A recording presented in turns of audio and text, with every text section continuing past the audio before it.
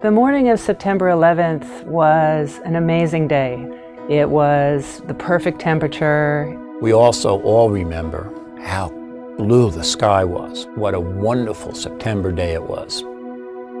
You were able to see the towers from that far north. I was commuting in from Long Island. I was driving to Inova Fairfax Hospital, which is about 10 miles outside of the Pentagon. I was traveling on a Swiss Air flight from Zurich, Switzerland, to Washington, D.C. My son Olaf and I were in Prague. I was on my way to work, and when I walked in the door, everyone was crowded around the television set in my office. Anyway, I remember turning away and someone screaming that one of the buildings went down. As I called home, my son, my strong 18-year-old son, is crying to me saying, "Dad, the trade center's fallen down. I'm watching it on TV." One of the drivers had turned on the automobile radio, and we heard the announcement of the destruction of the two World Trade Towers. There's been a terrorist attack on the United States.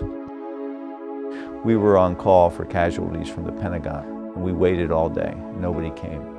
Nobody came because you either survived or you didn't. There was nothing in between.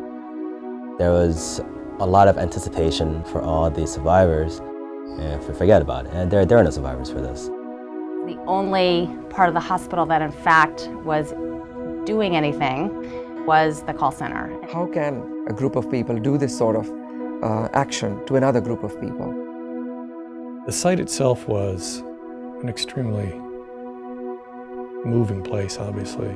They would find a body, they would stop work, and they would kind of create a procession with a flag-covered body to bring it out.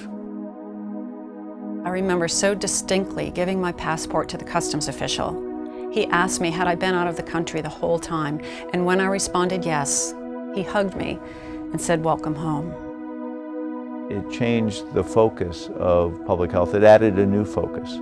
And so the whole issue about preparedness and how we coordinate response and work with first responders, how we educate communities, all that came as a result of 9/11.